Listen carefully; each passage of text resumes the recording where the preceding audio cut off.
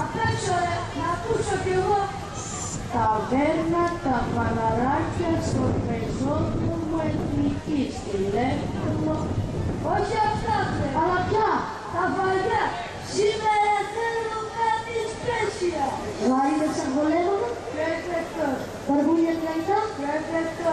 Αρνάει το δικασί. Perfecto. Δεν διαβάζεις μόνο στο κατάλογο. Φέρε μια γίγαντε τσαλή. Έτσι πράγμα, ξέρεις να καλωτρώσει. Μια γίγαντε στο παιδί.